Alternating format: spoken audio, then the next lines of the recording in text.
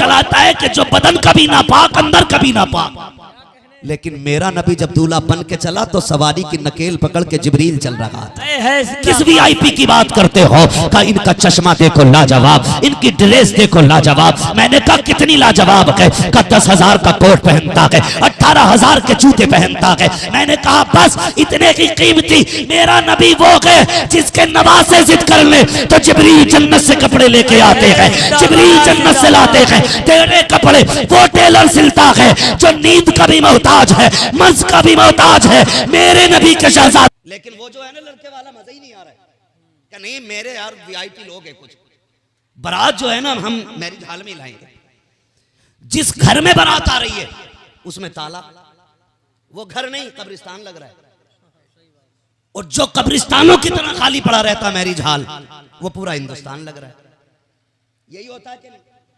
बोलो ये खत्म कर देना बीमारियां, वरना तबाह हो जाओगे, कोई बचाने वाला नहीं होगा। कड़वी सच्चाई है ये। कोई मैरिज हॉल वाला बैठा तो बुरा ना माने कि मेरी दुकानदारी में आग लगाने आया मौलवी। बात दुकानदारी की नहीं है, बात यह है नुकसानात आप भी जानते हैं। हर बंदा चाहता है मेरी बेटी बाहया हो, मेरी माँ हया वाली हो, मुझे जो बीवी मिले वो कनीज़े फातिमा ज़हरा हो।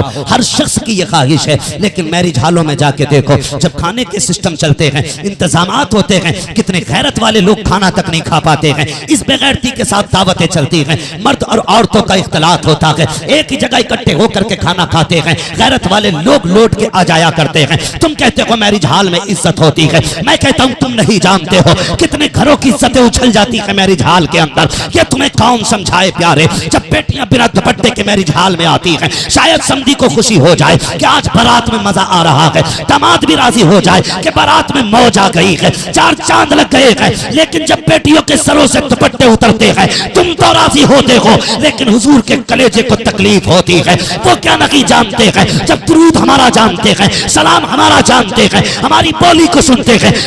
जिंदाबाद जिंदाबाद, नारे तकबीर, नारे रिसालत, नारे गौसियत, नारे तकबीर, जिंदाबाद जिंदाबाद। ओ भाई खुदारा खत्म करो ये तमाशे। हम गैरत वाली कौम हैं, हम गैरत वाले लोग हैं। मैं दावे के साथ कहता हूं इतनी बेगैरती के बावजूद भी, इतनी बेगैरती के बावजूद भी कोई ऐसा भाई नहीं होगा जो अपनी बहन की जिल्लत और रुसवाई पर खुश होता होगा। होगा कोई भाई? हो सकता है, मैं नहीं मानता। इसलिए कि भाई पैदा ही बहनों की गैरत की हिफाजत के लिए किए गए। भाइयों को पैदा ही इसलिए किया गया ताकि वो बहनों की गैरत और आबरू की हिफाजत करें। इसलिए कोई भाई इतना बेगैरत नहीं हो सकता। लेकिन मुझे बताएं, जो भी मैरिज हॉल में बेटियां बहनें आती हैं वो हम में से किसी की बहन होती है, किसी की बेटी होती है, किसी के घर की इज्जत होती है, किसी के खानदान का आबरू होती है। वो भाई हमारे ही घर तो हैं और हम ही इतने बेगैरत हो गए। मैरिज हॉलों में बारात लेके आना, मेरे साथ जो है ना थोड़े वीआईपी लोग हैं। तू कितना भी वीआईपी हो जा, मदीने वाले से ज्यादा वीआईपी नहीं हो सकता है। सुभान अल्लाह, सुभान। कायनात में सबसे बड़ा वीआईपी मेरा नबी है। मेरे नबी से वीआईपी कोई नहीं। किसको वीआईपी कहते हो? कहा वो चलता है ना तो पुलिस की 3 गाड़ी आगे चलती है। मैंने कहा बस जब मेरा नबी मेराज में चला ना तो लाखों फरिश्ते सब बांधे रास्ते में है। जिंदाबाद जिंदाबाद। तेरी गाड़ी को वो देखे। नारे तकबीर, नारे रिसालत, नारे गौसियत, मसलके आला हजरत, नारे तकबीर, जिंदाबाद जिंदाबाद। बताओ सबसे बड़ा वीआईपी कौन? हमारे, सारे बोले हमारे, और जोर से हमारे। सबसे आला वो औला हमारा नबी, सबसे बाला वो बाला हमारा नबी। हमारा नबी सबसे बड़ा वीआईपी है। कह रहा नहीं जरा थोड़ा सा बफर में दे देना, वीआईपी आएंगे। आग लगे तेरे वीआईपीओ में जिसने कौम की गैरत का जनाजा निकाल डाला। अगली बात बताओ, बेटियां भी कहां से रुखसत हो रही हैं? बोले बोले, मैरिज हॉल से हो रही है ना। बात समझ में आए तो अमल करना, ना आए तो मेरी वापस कर देना। ये इश्क रसूल के सौदे हैं, यहां नहीं कहीं ना कहीं इसके खरीदार जरूर मिलेंगे। अपना काम है बस बताना, अमल कौन करेगा ये खुदा जाने, मुस्तफा जाने। हाँ, तो बेटियां भी वहीं से रुखसत हो रही हैं। और नुकसानात देखो, जब बेटियां रुखसत होती हैं तो निकाह से पहले वाला कैमरे वाला घुस जाता है जाके, ये इजाजत लेने वाले बाद में जाते हैं, वहां जाके देखो कैमरे वाला पहले खड़ा होता है। वो पूछ रहे कि तेरा निकाह फला के साथ इतने मेहर के वस कर दिया जाए, क्या तू इजाजत देती है? तो कैमरे वाले का कान सबसे आगे होता है। ये कंडीशन है हमारी, जबकि ये बेगैरती का सबसे बड़ा अलमिया यही है, बेगैरती का। ये हालात है हमारी कौम के।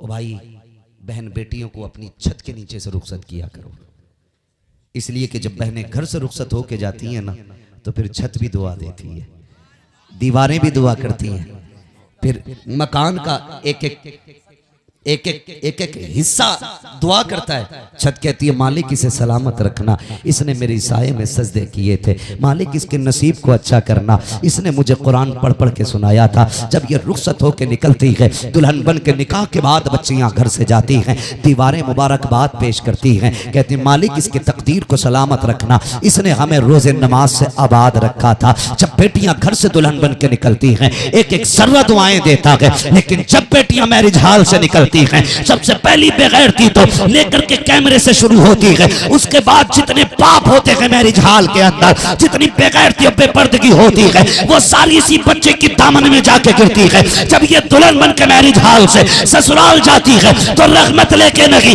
लानत लेके जाती है। इसलिए बेटियां घर से भेजो ताकि जब ये जाए दामन में लानत लेके नहीं, खुदा की रहमत लेके ससुराल के अंदर। जिंदाबाद जिंदाबाद, सुभान अल्लाह सुभान अल्लाह, बहुत अच्छा पैगाम है, सुभान अल्लाह। तमाशे बंद करो और बारात ले जाने वालों से गुजारिश है, बारात में जाने वालों से गुजारिश है, पहले तो बचना बारात में जाने से, जाना ही मत। ये हमारी राइज की हुई रस्में है। और अगर बहालत मजबूरी जाना भी पड़े तो कोशिश ये करना आधा खाना घर खा के जाइएगा, ताकि आपकी वजह से बेटी वाले पे कम से कम बोझ हो। हमें सोचना चाहिए हमारी बेटियों की कंडीशन इस वक्त क्या है, लेकिन हम अपनी नाक की खातिर गरीबों के घरों में आग लगा रहे हैं। गरीबों का जीना हराम हम ही ने किया है। इतनी महंगी शादियां हो गई कि आज गरीब परेशान है। बेटियां किसी को बुरी नहीं लगती हैं, हर बाप जानता है बेटी रहमत होती है, हर बाप जानता है कि बेटी दिल का करार होती है, हर बाप जानता है बेटी सच्ची हमदर्द है। लेकिन फिर भी सदमा क्यों होता है? चंद अमीरों की डकैती की वजह से आज बाप को सदमा होता है। वो ये सोचता है बेटी आ गई है, चलो मैं तो पाल लूंगा 20 साल, मुझे कोई बोझ नहीं। लेकिन जब ये 20 साल की होगी तो पता नहीं कोई डाकू आके 10 लाख मांगे के 15 लाख मांगे, कोई डकैत आकर के कौन सी डिमांड कर दे, ये सोच के बाप परेशान होता है। अगर हुजूर से सच्चा इश्क करते हो ना, इस खतरे को खत्म करो, इस खतरे को खत्म करो, डिमांड बंद कर दो, ऐलान कर दो कि हमें सिर्फ नेक बेटी चाहिए। जहेज तुम दो या ना दो तुम्हारी मर्जी है, हमारा गुजारा ससुर की चौखट से नहीं, मदीने वाले मुस्तफा की चौखट से होना है, हुजूर के दर से होना है। जो लोग ये सोचते हैं कि ससुर 50,000 देगा, बिजनेस करेंगे, बुलेट देगा, ऐश करेंगे, पैसा देगा, बंगला बनेगा, याद रख वो तुझे पैसा दे सकता है, बरकत नहीं देगा। इसलिए मैं कहता हूँ ससुर के देने में कसरत तो हो सकती है, लेकिन बरकत खुदा के देने से हुआ है। जिंदाबाद, नारे तकबीर, नारे रिसालत, नारे गौसियत, सरजमीने करसौला, अजहरी कमेटी, नारे तकबीर, जिंदाबाद जिंदाबाद। बुरी लग रही है ना बातें? बुरी लग रही है ना कि मौलवी तो खोज मारने आ गए, अच्छे खासे 15 लाख मिलने वाले थे। बरकत और कसरत में फर्क होता है, बरकत और कसरत फर्क होता है। एक बंदा कहता बहुत कमाता हूं जी, लेकिन फिर भी हाय हाय हाय, और एक कहता बस अल्लाह का शुक्र है रोजाना 100-150 रुपए की मजदूरी करते, शुक्र है अल्लाह का चैन से जीते। तो बरकत कसरत किसे कहते हैं? एक आदमी महीने में 15 लाख कमाता है, बताओ कम है कि ज्यादा है? बहुत है ना, बोलें जोर से, इसे कहते हैं कसरत। और अगर खर्च उसका 16 लाख हो जाए, कमाए 15 लाख, और खर्च कितने हो गए? तो बताओ अभी अमीर है कि गरीब है? जोर से, गरीब हो गया ना, क्योंकि उल्टा 1 लाख का कर्जा हो गया। और एक बंदा वो है जो 5,000 महीने में कमाता है, लेकिन खर्च 4,000 होता है। 1000 बचा लेता है। बताओ ये गरीब है कि अमीर? ये देखो फर्क। 15 लाख कमा के 16 खर्च हो तो ये होती है कसरत, और 5 कमा के 4 खर्चे में आए, 1 बच्चा आए, ये होती है बरकत। अल्लाह से कभी कसरत न मांगना, जब भी अपने रब से मांगो बरकत मांगा करो। तो ससुर के देने में कसरत हो सकती है, बरकत जोर से बरकत नहीं हो सकती ना। तो हिसाब पहले ही लगा रहा है। जिसके 4 बेटे कह रहे अल्लाह ने 4 दिए, 10 से मिलेंगे, 10 से मिले, 40 लाख हो गए, 40 लाख हो गए, मैं हो जाएगा। अल्लाह ने 4 बेटे दिए, 40 लाख हो। चल इसने 40 लाख का हिसाब लगा लिया। ये बता तेरी गारंटी है कि तेरा बेटा निकाह तक जिंदा रहेगा? गारंटी है कोई? जिंदगी मौत का मालिक अल्लाह है। कौन है? सारे बोले कौन? अल्लाह। जोर से कौन? अल्लाह है। जिंदगी मौत का मालिक अल्लाह है। हमने सेहरों को जनाजों में बदलते देखा है। आपकी नजरों के सामने भी ऐसे हादसे आए होंगे। अभी कुछ दिन पहले एक न्यूज वायरल हुई जिसमें दूल्हा दुल्हन को लेके आ रहा था, 4 लोग एक गाड़ी में थे, हादसा हुआ, 4 ही खत्म। अब ये मेहंदी का औरत का रंग नहीं उतरता है कि उसे बेवा बना दिया जाता है। ओ भाई, कोई गारंटी नहीं है। तो काम वो ना करो जिससे अल्लाह नाराज हो, काम वो करो जिससे अल्लाह राजी हो जाए। आज बेटियां सिसक रही हैं, रो रही हैं। आज कोई सर पे हाथ रखने वाला नहीं। अब पूरी कौम कह रही है ये क्या हो रहा है, बेटियां गैर मुस्लिमों के साथ भाग रही हैं। चौराहे पे एक भाग जाए, पूरा चौराहा, पूरा गांव बैठ के तबसरे करता है। उससे बेटी संभाली नहीं गई, उससे बेटी पाली नहीं गई। कोई कहता जवान हो गई थी, हाथ पीले कर देना चाहिए था। कोई कहता कि इसकी 4 बेटियां जवान है, गलती बाप की है, अब तक रुखसत कर देना चाहिए था। मैं कहता हूँ गलती इस बाप की नहीं है। अरे इसने तो इतना अच्छा किया, कम से कम 4 बेटियों को जवानी तक पाला। तो गलती उन अमीरों की है जिन्होंने पैसे की भूख में आकर के गरीब के हाथ को हाथ में न लिया। गलती उन लोगों की है जिन्होंने दौलत से इतना प्यार किया कि गरीब की बेटी को घर की इज्जत नहीं बनाया। इन तबसरों से बेहतर है कि तुम किसी गरीब बेटी को अपने घर की इज्जत बिना लालच से बना लो। यहाँ तुम गरीब को अपने घर में बसा दो, अल्लाह कयामत में तुम्हें जन्नत में महलात अता फरमा दे। है जिंदाबाद जिंदाबाद। बहुत अच्छा। पूरी जिंदगी चाहे कौम का खून पिया हो, मरने के बाद सब यही चाहते हैं कि सारे जन्नती बोल लें। और कुछ चापलोस होते भी ऐसे। बड़ा अच्छा था यार, मैं तो जब भी गया चाय पिलाई, तुझे चाय पिलाई, तारीफ कर रहा है। ये सैकड़ों लोगों का खून पी के मरा है, इसका हिसाब नहीं होना है। जाना होता है 40वां में, बरसियों में, लोग कहते हैं अब्बा हमारे बड़े नेक थे, अब्बा हमारे बड़े नेक थे। क्या हुआ कि कोई भी आया ना तो बिना पानी पिलाए नहीं भेजा। पड़ोसी कहता हजरत जितनी तारीफ कर रहा कम कर रहा है। इसके अब्बा ने मोहल्ले भर की जमीनों में ना, जहां देखो हर के खेत में इतना बड़ा के मेंढ रखी हुई थी। ये कंडीशन है भाई। ओ भाई, ये तो एहसान है रब का कि उसने हमारे ऐबों को मिट्टी तले छुपा दिया है। नेक भी जाते हैं तो मिट्टी के अंदर बंद है, बद भी जाते हैं तो मिट्टी के अंदर बंद है। वो किसी के राज नहीं खुलने देता, वो किसी को रुसवा नहीं होने देता। वो बड़ा करीम है। अगर वो इजाजत दे देता ना जमीन को कि जमाने को दिखा किसने क्या क्या किया है, तो खुदा की कसम हम में से कोई भी मुंह दिखाने के लायक नहीं होता, कोई भी मुंह दिखाने के लायक नहीं होता। फिक्र करो आखिरत की, फिक्र करो। और ये जो मैं तो कहता हूं कि पूरे जमाने की आप फिक्र क्यों करते। मैं अभी गया था गोंडा के इलाके में, एक नौजवान ने ना बिना जहेज के निकाह किया है, और उसने यहां तक कहा था, इसीलिए उसने मुझे बुलाया, कहने लगा आपकी तकरीर सुनी है ना, मैं तो सऊदी अरब में रहता हूं, आपकी तकरीर मैंने सुनी है ना, तो मैंने ये फैसला किया कि बिना डिमांड के, बिना जहेज के निकाह करूंगा। उसने कहा अगर अपनी बेटी को खुशी से दोगे भी ना, आप जो दोगे मैं अपनी तरफ से मस्जिद या मदरसे को दे दूंगा। उसने बुला करके हमें अपनी शादी पे जलसा किया। और यार मैं ये कहता हूं आप पैगल शुरू कर दो, ये मत देखो कि जमाना करेगा तब करेंगे, आप करना शुरू कर दो, जमाना तुम्हें देख के खुद ब खुद अच्छा करना शुरू कर दे। जिंदाबाद जिंदाबाद। बहुत अच्छा, सुभान अल्लाह सुभान अल्लाह। हर कोई बंदा ये सोचे बहुत अच्छा पैगाम। हुजूर का गुलाम हूं, पहली जिम्मेदारी मेरी है। ये नहीं कि पहले मौलवी साहब अपनी बिना जहेज के करें फिर हम करेंगे, नहीं। किसी की होड़ ना करो, अपना ख्याल करो। अल्लाह ने तौफीक दी है ना बेड खरीदने की, मोटरसाइकिल खरीदने की, और 4 प्लेटें और 1 हंडिया और 2-4 बर्तन और खरीदने की, तो फिर जहेज की डिमांड क्यों करते हो? डिमांड वालों की हालत देखिए, इतनी लंबी लिस्ट लिए घूमता समझी, कह रहे आप पूरी चेक कर लेना एक दिन पहले बारात से, अगर एक सामान भी कम हुआ ना बारात नहीं आनी।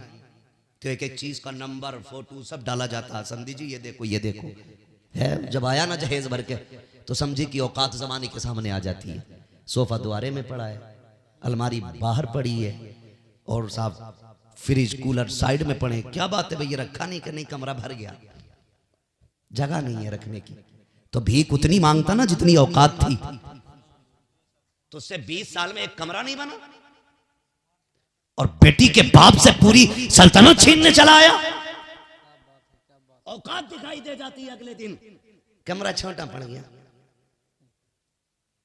ये वो डिमांड, ये वो वैरायटी के मोहताज और फकीर होते हैं जिनकी औकात 2 लुकमों की नहीं होती है, दूसरे घर से एक प्लेट खाना चुरा के लाते हैं। ये हकीकत है हमारी। बंद करो ये। और अगर जहेज को सब कुछ समझते हो तो कई संदूक खोल के देख लो, 50 साल हो गए लेकिन अभी तक कुछ बर्तन निकले ही नहीं है, उनकी जरूरत ही नहीं है, लेकिन नाम के लिए सारा सामान मांग रहा। कह रहा फुकनी भी देना, चिमटा भी देना, तेरी औकात इतनी भी नहीं रही। तुझे तो कुछ भी नहीं लगा, देने वाले से पूछ कैसे दिया है उसने। इसलिए खत्म करो ये निकाह, इतना आसान कर दो अपनी इस बस्ती के अंदर। क्या नाम है इस बस्ती का? खरसोला, करसोला। इतने आसान कर दो निकाह कि लोग बगैर सोचे समझे कहें चलो उस गांव चलते हैं, वहां सारे हुजूर के गुलाम रहते हैं। सुभान अल्लाह, सुभान अल्लाह। वहां दौलत के भूखे नहीं, वहां जन्नत के भूखे रहते हैं। जिंदाबाद। इतने आसान निकाह कर दो, करेंगे इंशाल्लाह जी। वही बोल रहे जिनकी हो गई है। हाँ करेंगे इंशाल्लाह। करसोला वालों, अल्लाह तुम्हें सलामत रखे।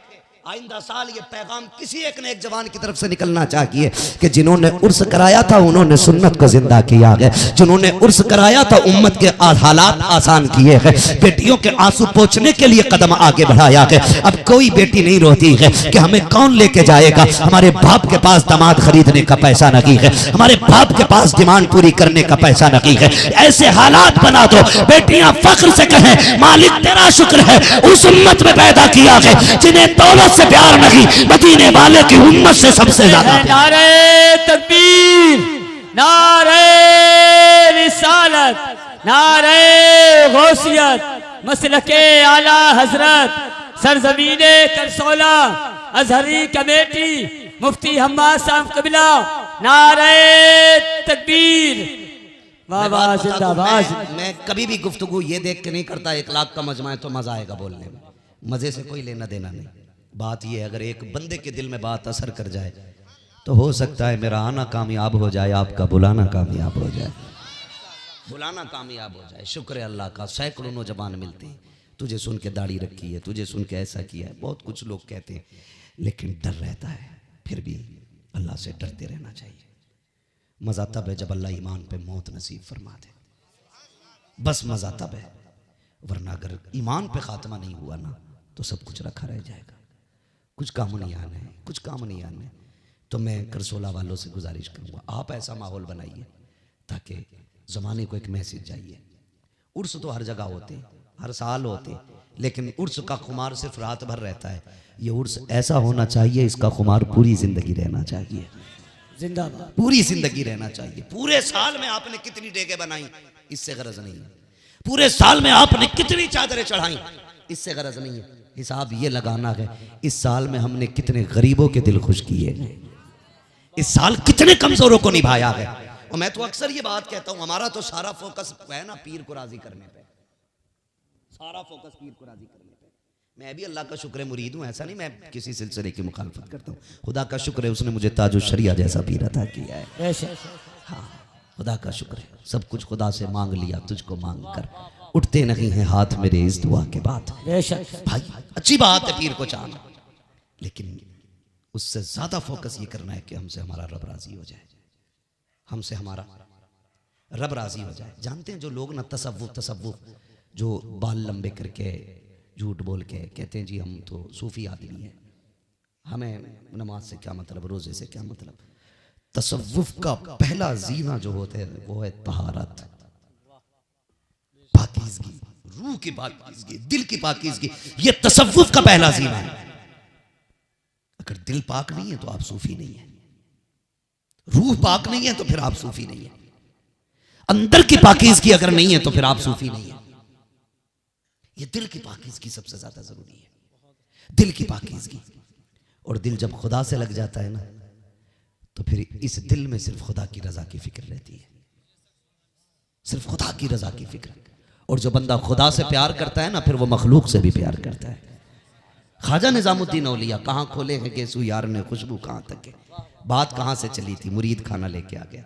हालत रोजा में आप खाना दस्तरखान लगाया, खाना खा लिया खाना खाया ना, खादिम कहने लगे हुजूर आप तो रोजे से थे और आपने रोजे में एक देहाती बंदे के लाए हुआ खाना खा लिया। आंख में आंसू आ गए, कहने लगे बड़े अकीदत से लेके आया था, गरीब था, अपने घर से ये चटनी रोटी बनवा के लाया था और ये सोच के लाया था हजरत को जाके खिलाऊंगा। और फरमाने लगे कि बड़ी हसरतों के साथ लेके आया था, इसके दिल में यह तमन्ना थी कि जब मुर्शिद खाएगा तो फिर सुकून मिलेगा, दुआएं देगा बरकतें मिलेंगी। कब बड़े दूर से पैदल चल के आया था, गुलामो तुमने नहीं देखा उसके पजामे पे मिट्टी लगी थी, उसके पैर गर्द में अटे थे, तुमने नहीं देखा उसके लिबास पे मिट्टी थी, कितनी दूर से पैदल चल के आया था, मेरे लिए खाना लाया था। कहा हुजूर तुम तो रोजे से थे, फिर आपने खाना कैसे खा लिया? कहते हैं तुम नहीं जानते हो, ये मेरा नफली रोजा था, अगर ये टूट गया तो इसकी कज़ा हो जाएगी, अगर उसका दिल टूट जाता तो उसकी कज़ा नहीं होती। यार ये रोजा है, इसकी कज़ा कर ली जाएगी, वो दिल था उसकी अदा करना जरूरी। नारे तकबीर, नारे रिसालत, नारे गौसियत, मसलके आला हजरत, नारे तकबीर, जिंदाबाद जिंदाबाद। दिल का खास ख्याल रखा करो, किसी का दिल ना टूटे, किसी का दिल ना टूटे। अल्लाह सलामत रखे नौजवानों, जिंदगी बार बार नहीं मिलनी, एक बार मिलनी। और हम गुनाहगार लोग हैं, हमें तस्लीम है हम गुनाहगार लोग हैं। आला हजरत ने ये रंग भी दिखाया, रंग भी दिखाया। खुदा की कसम हम क्या हैं, कुछ भी हम लोग नहीं है, कुछ भी नहीं है ना, रात दिन अल्लाह की नाफरमानी करते, दीन की कोई खिदमत हम नहीं कर पाते। लेकिन बरेली का इमाम जिसने हजारों किताबें लिखी, करोड़ों के सीनों में इश्क रसूल की शमा जलाई, वो इमाम इश्क मोहब्बत जिसने लोगों को यहां से उठा के गुंबद खजरा से जोड़ दिया, जब अपने विशाल के बारे में कहता है तो कहता मुजरिम को न शर्माओ, अहबाब कफन ढक दो, मुंह देख के क्या होगा पर्दे में भलाई है जी। वो इतना बड़ा मुत्तकी और पारसा जो सुन्नतों का आमिल हो, फराइज़ो वाजिबात का पाबंद हो और इश्क मुस्तफा में ऐसा रचा बसा हो कि जिसकी एक एक करवट से इसके रसूल की महक आती हो, वो कहता है मुजरिम को न शर्माओ, अहबाब कफन ढक दो, मुंह देख के क्या होगा पर्दे में भलाई, पर्दे में भलाई है। हम कहते देखा जाएगा यार, आज जिंदगी है। अम्मा कहती ढोलक जरूर बजेगी, शादी बार बार नहीं होनी है। दादी कम थोड़ी है, जिससे कहो नमाज पढ़ ले तो कह रही घुटने काम नहीं करते, और जब गीत गपते हैं तो रात में ऐसे कूदती चली जाती है जैसे 18 साल की हो गई हुई है। नालियां पार कहां गई थी, रत जगा था ये कभी शबे कद्र में न जागी, शबे बरात में न जागी, रमजान में न जागी, कभी इबादत में नहीं जागी, ढोल में जाग गई। ये कंडीशन है हमारी। हाँ क्या कुरान पढ़ कर टिपता नहीं, नजर कमजोर हो गई, अब न दिखते कुरान के हुरूफ, ऐसे बोलती है। और जब गीत होते हैं ना तो बिना चिराग के दौड़ी चली जा रही है अंधेरे में, कहां नाली है कहां ठोकर है सब पता है। ये कंडीशन है हमारी भाई, ये हकीकत है। मेरी बहन, मेरी माँ, मेरी बेटी ये जो कहती है ना कि मजा नहीं आएगा जब तक ढोल नहीं होगा, फिर बारात नहीं, फिर ऐसा लगेगा जैसे मैयत उठ रही है। नादान तुझे कौन बताए, जब अली नबी के घर दूल्हा बन के आया था, कोई ढोल नहीं था, कोई बाजा नहीं था, कोई तमाशा नहीं था, कोई बाजा गाजा किसी किस्म की मेहंदी, कोई उपटन नहीं था, सादगी में चल के आया था और आके बैठ गया था। मेरे नबी ने निकाह पढ़ाया, ये नहीं कहा गया था हल्दी किधर है, उपटन किधर है, मेहंदी किधर है, दूल्हा नहीं लग रहे हो। महबूब ने कहा था फातिमा जिस लड़के का इंतखाब मैंने तेरे लिए किया है, जमीन पे उससे बेहतर दूल्हा कोई तेरे लिए हो नहीं सकता है। जिंदाबाद जिंदाबाद, सुभान अल्लाह सुभान अल्लाह। बहुत अच्छा। दूल्हा बनने के दिन आए ना, बुरा ना मानिएगा, 3 दिन के लिए कमरे में बंद, हल्दी में डुबकियां दी जा रही हैं, हो रहा है कि नहीं? और शादी एक ही है, पूरा घर पीले कपड़ों में, ऐसा लगता है अब ये इंसानों का घर नहीं, बरसाती मेंढकों का घर है। ये कंडीशन है हमारी। हाँ, वो घुनघुने बांध लेगा हाथ में, पीले कपड़े पहन लेगा, क्या मसला है जी? हल्दी है, हल्दी है, क्या फायदा इससे? तो अक्लमंद लोग कहते हैं जिसके हल्दी मली जाती है ना वो खूबसूरत हो जाता है। किसी भैंस पे हल्दी मलो, 8 दिन 10 दिन सफेद होगी काली भैंस? बोलो बोलो, काली रहनी है ना। बात हल्दी की नहीं है। अगर हुस्न ही चाहिए ना, 10 दिन के लिए मस्जिद में एतकाफ की नीयत से बैठा दो, खुदा की कसम 20 दिन की हल्दी उतना हसीन नहीं बनाएगी जितना 10 दिन की इबादत तेरे चेहरे को खूबसूरत बना। अगर हल्दी इसलिए करते हो, हल्दी इसलिए करते हो कि हसीन हो जाओ, तो फिर मस्जिद में आके बैठो, कुरान पढ़, तस्बीह पढ़। जिस दिन दूल्हा बनना है उस दिन एतकाफ से निकल, फिर देख खुदा की कसम सिर्फ बराती तुझे सलाम नहीं करेंगे, खुदा की रहमतें भी तुझे सलाम करेंगे। खुदा की रहमतें भी तुझे सलाम करेंगी। हल्दी हो रही है, हल्दी बेगैरती की हद कर दी। खत्म करो ये तमाशे, इनसे कौम का वकार जाता है। कोई रस्म रिवाज नहीं, दूल्हा बनना है। और बहनों से भी गुजारिश है, ये जो आजकल वो मेकअप चल रहे हैं ना, ये घर जो बिगड़ रहे हैं ना, अब क्या बताऊं, एक हंगामा ये महशर हो तो भूलूं उसको, सैकड़ों बातों का रह रह के ख्याल आता है, बात पे बात निकलती जा रही है। ये अहद कर लेना हल्दी नहीं मलनी है। कोई लगा ले तो उससे जाके पूछना क्यों भैंस गोरी करनी है, सीधी पूछ लेना जाके, अगले दिन नहा लेगा, मसला ही खत्म। हद हो गई भाई, बिल्कुल हालात देखो। ये हल्दी खत्म करें। और दूसरी बात, एक और जो रिवाज है, वो कहाँ जाते हैं मुंह सही कराने? Beauty parlour. हाँ, ब्यूटी पार्लर। तो वो चेहरा ही बदल देते, चेहरा ही बदल देते। मेरी बहन, मेरी बेटी एक दिन के लिए तुमने ब्यूटी पार्लर गई, चेहरा बदला, संजीदगी से बात समझ लें, हंसी मजाक और नारों में इसको गवाना नहीं है। आपने एक रात में ब्यूटी पार्लर गई, शोहर ने आपको पहली रात देखा, आपकी वही तस्वीर उसके दिल में आ गई। अब जाहिर है जैसे ये रंग रोगन धुलना है तो फिर चमक दमक कम होनी है, होनी है कि नहीं? बोले होनी है कि नहीं? अब जब अगला दिन आएगा तो चेहरा वो नहीं जो पहले दिन था।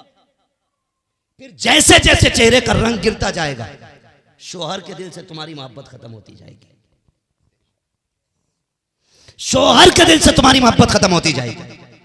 वो ये समझ जाएगा कि इसका हुस्न आरज़ी था या इस पे लानत बरसती जा रही है, जैसी पहली थी अभी है वैसी क्यों नहीं। फिर यहीं से नफरतें पैदा शुरू हो जाती हैं होना। अपने चेहरे को वुजू से साफ करके लाना, सजदों से माथा चमका के लाना, तिलावत से सांसें महका के लाना। खुदा की कसम जैसा हसीन पहला चेहरा होगा ना, मरते दम तक हुस्न बढ़ता जाएगा, घट नहीं सकता है, घट नहीं सकता है। फिर एक तो ये ऐब हुआ, एक तो ये कमी हो गई कि चेहरा खराब होना, शोहर के दिल से औरत गिरती चली जाएगी। दूसरी कमी बताऊं, जो हुक्म है कि जब मियाँ बीवी रात को एक जगह इकट्ठे हों, एक दूसरे के आमने सामने हों, फरमाया फिर दोनों लोग एक साथ रब की बारगाह में सजदे शुक्र अदा करें। होता है सजदे शुक्र अदा?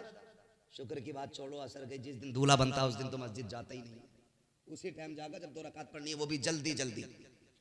इमाम साहब नाश्ता लगा दिया उन लोगों ने, तुम किधर हो? ये कंडीशन हमारी है। और फिर दुल्हन सजदा शुक्र करने के लिए क्या होगा? वुजू। वुजू में मुंह भी धोया जाता है। औरत फिर इसलिए वुजू नहीं करेगी क्योंकि उसका, समझ गए ना, जब वह वुजू नहीं करेगी तो फिर सजदा शुक्र कैसे अदा करेंगे? फिर बरकतें ही खत्म हो जाती हैं। मेरी बहन बेटी ऐसी मजबूर होके ना जाना जो तो रब की बारगाह में सजदा ना कर सके, ऐसी होके जाना कि वहां जाए, वुजू करे, रब के बारगाह में सजदा करे, हाथ उठा के कहे मालिक यहाँ आ गई हूँ, बाप के दामन से निकली हूँ, मालिक इस घर को मेरे लिए जन्नत बना देना। फिर ये दुआ कर, खुदा की रहमतें बरसेंगी, खुदा की रहमतें बरसेंगी। करेंगे ना इंशाल्लाह ये काम भी। ब्यूटी पार्लर जाएंगे और हल्दी लगाएंगे। तीसरी बात और कह जाऊं जो बहुत जरूरी है और अक्सर मैं कहता हूं और कहता रहूंगा, ये जो तीसरा काम चल रहा है, वेलकम, इस्तकबाल, बारात का जूस दूध दूल्हा को पिलाया जाता है। इसकी भी गाड़ी दामाद समझिए ससुराल के गेट से पहले रुक थोड़ी रही है। जब तक जूते नहीं खागा मानेगा ही नहीं, बिन बुलाए आता रहेगा, होगा तो फिर जाएगा नहीं। वाले वाले बातें शुरू कर देते हैं, भाई फला का दामाद बहुत आता, रास्ता छोड़ के बैठा करो। ये कंडीशन दामादों की हो जाती। फरमाया गया जो इज्जत चाहता है वो ससुराल कम जाया करे। समझ रहे हो मेरी बात? ये गांठ बांध लेना, मैं किताब पढ़ के नहीं सुना रहा हूं, ये सच्ची बता रहा हूं। जिसे इज्जत चाहिए वो कम जाया करे। ये डायरेक्ट लेकर के गया बारात दरवाजे पर। अगर सालियां खड़ी ना हो, लड़कियां जूस लेकर के ना आए, दूध लेकर के ना आए, इसका मूड खराब हो जाता है, मेरा इस्तकबाल नहीं किया गया। अगर कोई इस तरह का एतराज करे, नौजवानों बंद करो ये तमाशे। बता देना हमारे यहाँ पे मर्दों का इस्तकबाल औरतें नहीं करती हैं, औरतों का इस्तकबाल मर्द नहीं करते हैं। हम मुसलमान हैं और मर्द हैं, गैरत वाले हैं। मर्दों का इस्तकबाल मर्द किया करते हैं, औरतों का इस्तकबाल औरतें किया